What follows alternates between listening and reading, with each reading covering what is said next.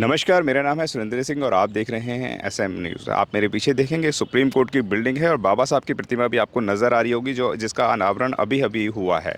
और यहीं से पूरे देश को न्याय मिलता है। लेकिन सरकार बहुत सारे संविधान के अंदर बदलाव करने वाली है और जिसके अंदर सब कैटेगराइजेशन के अंदर यानी एससी के ऊपर सबसे ज़्यादा कुटाराघात होने वाला है। ये समझ लीजिए कि बहुत बड़ा हस्तक्षेप होकर बहुत बड़ा बदलाव होने वाला है। इन तमाम मुद्दों पर बात करने के लिए हमारे साथ एसपी अशोक हैं। सर, स्वागत है आपका हमारे चैनल में।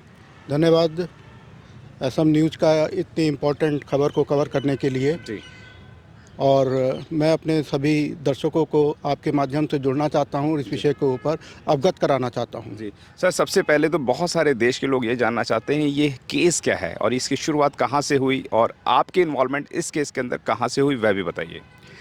मैं एडवोकेट ऑन रिकॉर्ड हूँ सुप्रीम कोर्ट के अंदर जी और डॉक्टर अंबेडकर राष्ट्रीय एकता मंच के अध्यक्ष भवननाथ पासवान के माध्यम से जी हमने सब कैटेगराइजेशन और शेड्यूल कास्ट का जो मैटर 7 जजेज की बेंच में चल रहा है जी उसमें हमने इंटरवेंशन एप्लीकेशन डाली है। जी और इंटरवेंशन एप्लीकेशन के बाद में हमने इसके अंदर अपना रिटन आर्गूमेंट भी सबमिट किया है। जी क्या लगता है इस केस का मूड किस तरफ जाने वाला है? तमाम आर्गुमेंट्स पे आप लगातार इस पे काम कर रहे हैं, तो क्या लग रहा है कोर्ट का मूड कहाँ पे जा रहा है?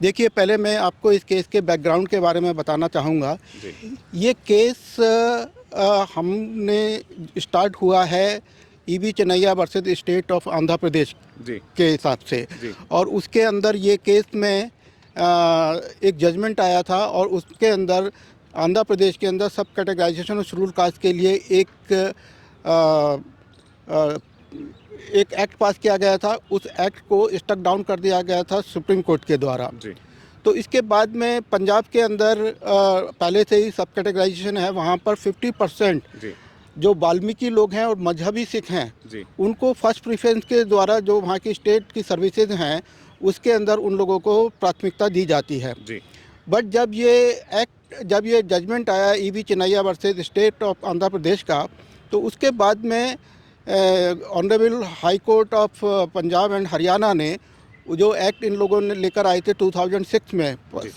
पंजाब की सरकार लेकर आई थी, उसको स्टक डाउन कर दिया। ईवी चिन्नैया के जो जजमेंट था उसके रेफरेंस को देखते हुए उसको स्टक डाउन कर दिया। जी तब ये मैटर सुप्रीम कोर्ट में आया और सुप्रीम कोर्ट के अंदर ये मैटर 5 जजेज की बेंच में गया और 5 जजेज की बेंच ने ये निर्णय लिया, क्योंकि ईवी चिन्नैया के अंदर भी 5 जजेज की बेंच थी और ईवी चिन्नैया की बेंच में जब ये डिसीजन हो चुका था कि ये जो सब कैटेगराइजेशन अनकॉन्स्टिट्यूशनल है, तो फिर वो जो 5 जजेज की बेंच थी उसने इस मैटर को लार्जर बेंच को इशू किया कि भाई ये मैटर लार्जर बेंच के द्वारा सुना जाना चाहिए। जी तब इस मैटर के अंदर 7 जजेज की बेंच जो है गठित की गई और उसकी सुनवाई 6 फरवरी, 7 फरवरी और 8 फरवरी 2024 को कंप्लीट हो गई है। जी तो क्या लग रहा है कि आगे ये जो केस है कौन सा रुख लेने वाला है, कौन से बदलाव आने वाले हैं, वह बताएं।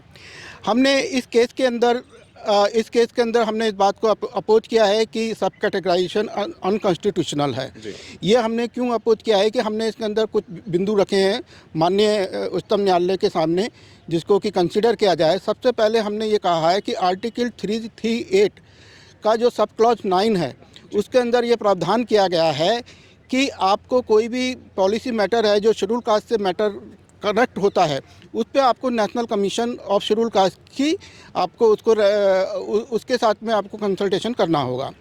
अब चूंकि जब ये एक्ट आया है, पंजाब का जो एक्ट है जिसके अंदर उन्होंने जो उनका जो सेक्शन 4 का क्लॉज 5 है जिसके अंदर ये प्रोविज़न किया गया है कि 50% रिजर्वेशन वाल्मीकि और मजहबी सिख के लिए फर्स्ट प्रेफरेंस के रूप में रखा हुआ है, जी उसको स्टेट ऑफ पंजाब ने national commission for schedule caste के साथ में कंसल्टेशन नहीं किया है क्लॉज 9 ऑफ आर्टिकल 338 में। जी पहला पॉइंट हम लोगों ने ये रखा है।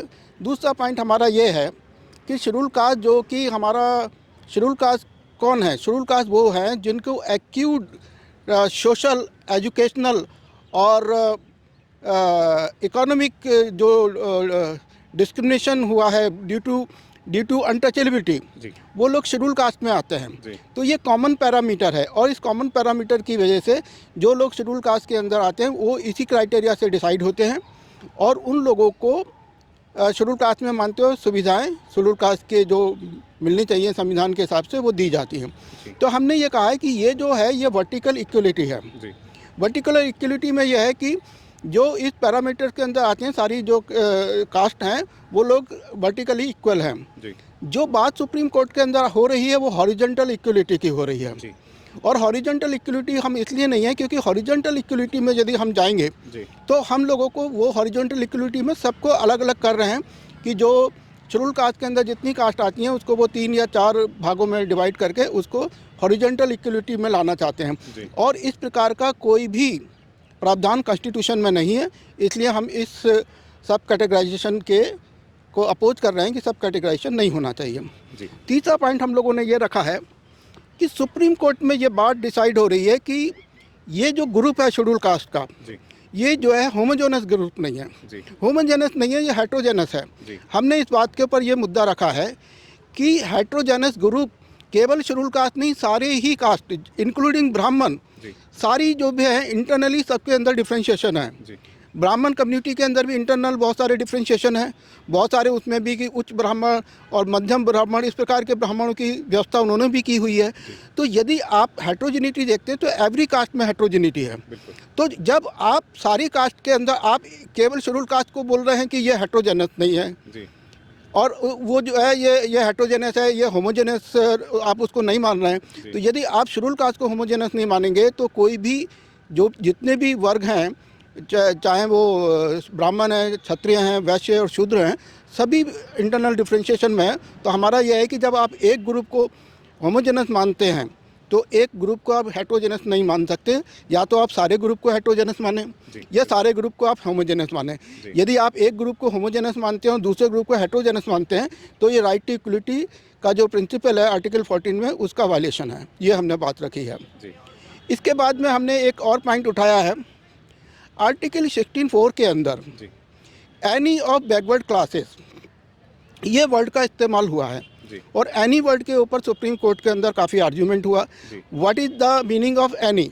हमने ये कहा है कि एनी का मतलब ये नहीं है कि आप जो है कॉन्स्टिट्यूशन से बाहर जाके, जैसे कि आप ये बोल रहे हैं कि शेड्यूल कास्ट के अंदर बहुत सारी कम्युनिटीज़ हैं, माला, मडिगा और वाल्मीकि, जाटा, बहुत सारी कम्युनिटी हैं।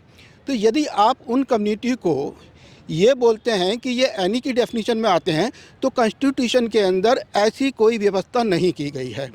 एनी का जो रेफरेंस दिया गया है वो कॉन्स्टिट्यूशनल कॉन्टेक्स्ट में ही देखा जाना चाहिए, उसी तरीके से उसको समझा जाना चाहिए। हमारा कहना यह है कि एनी ऑफ बैकवर्ड क्लास जो है कॉन्स्टिट्यूशनल कॉन्टेक्स्ट में केवल 4 लोगों को ऊपर लागू होता है, schedule caste, schedule tribe, OBC, other backward communities और आपका EWS। इन 4 के अलावा आप कोई भी कम्युनिटी जो आप डिवाइड कर रहे हैं उसका प्रावधान कॉन्स्टिट्यूशन में नहीं है, इसलिए ये एंटी कॉन्स्टिट्यूशनल है। क्या कहना चाहेंगे अगर ये पूर्ण रूप से लागू हो जाता है तो एससी समाज को कौन कौन सी हानियां होने वाली हैं या कौन कौन से उनके ऊपर जो है वो एक्ट या जो ये एक्ट हट जाएंगे वो बताएं कि इसके नुकसान और फ़ायदे दोनों बताएं।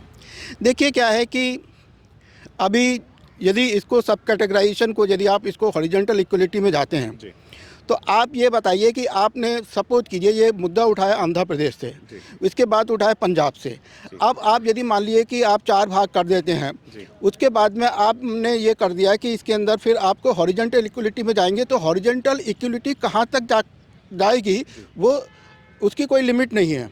उसकी लिमिट इसलिए नहीं है कि मान लीजिए कि एक पर्टिकुलर कम्युनिटी को आपने जो है डिवाइड कर दिया, इसको सब डिवाइड कर दिया, सब कैटेगराइज कर दिया। अब उसके बीच में फिर सब कैटेगराइजेशन होगा। वो किस बेसिस पे होगा कि कोई वुमेन है, कोई जो है हैंडीकैप है। तो आप मान लीजिए कि एक कम्युनिटी है कि आप बोलते हैं कि भाई जैसे आंध्र प्रदेश का मैटर है कि माला और मडिगा, अब उनको कर देते हैं कि इनके लिए अलग से, क्योंकि वो वहाँ से काफ़ी ये मुद्दा जोर पकड़ा हुआ है। तो मान लीजिए कि वहाँ पर यह बात आती है कि भाई एक कम्युनिटी को और दूसरे कम्युनिटी को आपने ग्रुप में कर दिया, फिर उसमें सब ग्रुप कीजिए, उसमें भी फिर डिफ्रेंशिएशन कीजिए। तो हॉरिजॉन्टली यदि आप डिवाइड करते जाएंगे तो ये डिवीज़न कहाँ जाके रुकेगा, आप इसको कहाँ तक लेकर जाएंगे, ये बहुत बड़ा इसके अंदर मुद्दा है। और इस बात के ऊपर हम चाहते हैं कि जो व्यवस्था बनी हुई है उस व्यवस्था को जो है वो कॉन्स्टिट्यूशन के हिसाब से है। और इसमें एक चीज़ और जो बार बार बात आती है Indira Sahni versus union of India की, इसमें सब लोग बोलते हैं कि जो ईवी चनैया है का जो केस है उसने इंदिरा साहनी केस को ठीक से इम्प्लीमेंट नहीं किया है। जी जबकि इंदिरा साहनी के केस के अंदर क्रीमी लेयर का कॉन्सेप्ट आया था। जी उस क्रीमी लेयर के कॉन्सेप्ट में कहीं पर भी ये नहीं लिखा है कि ये शेड्यूल कास्ट पे एप्लीकेबल होगा, जी SC ST के ऊपर लागू नहीं होगा। जी और क्रीमी लेयर का जो कॉन्सेप्ट है ये इकोनॉमिक कॉन्सेप्ट है। जी जो शेड्यूल कास्ट है वो इकोनॉमिक बैकवर्डनेस के साथ में उसके साथ सोशल और एजुकेशनल बैकवर्डनेस भी जुड़ी हुई है। जी तो आपका जो क्रीमी लेयर का कॉन्सेप्ट है वो आपका इकोनॉमिक क्राइटेरिया को के आधार के ऊपर है। जी और ये जो कॉन्सेप्ट है वो शेड्यूल कास्ट शेड्यूल ट्राइब पर लागू नहीं है। इंदिरा साहनी के अंदर ये चीज़ लिखी हुई है। जी तो ये किस बेसिस पर आप जो है इंदिरा साहनी को का जो केस को रेफ़र किया जाता है कि उसमें ठीक से इस बात को ईवी चन्नैया ने इस्टेब्लिश नहीं किया, उसको मैं गलत मानता हूँ। ईवी चन्नैया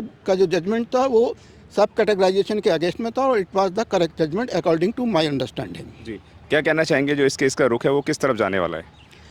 देखिए, अभी इसके अंदर क्या है कि सरकार ने 2020 के अंदर जी एक काउंटर एफिडेविट फाइल किया हुआ है इस मैटर के अंदर। जी और उस मैटर के अंदर एक कमीशन बनाया गया था और वो कमीशन था NCSC नेशनल कमीशन फॉर सब कैटेगराइजेशन ऑफ शेड्यूल कास्ट। जी उस कमीशन ने अपनी रिपोर्ट दी थी। उस रिपोर्ट में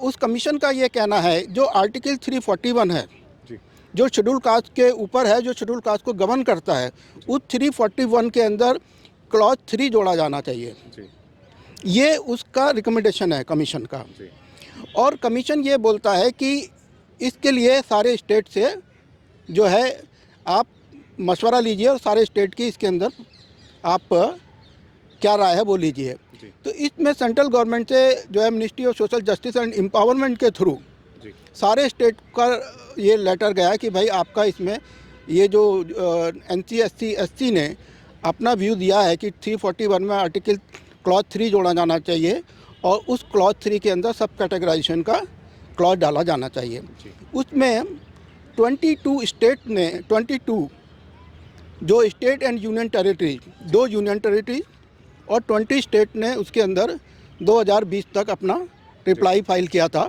उसके अंदर 14 स्टेट का कहना यह है कि वो सब कैटेगराइजेशन के अगेंस्ट में हैं। जी 7 स्टेट का कहना यह है कि वो इसके फेवर में हैं।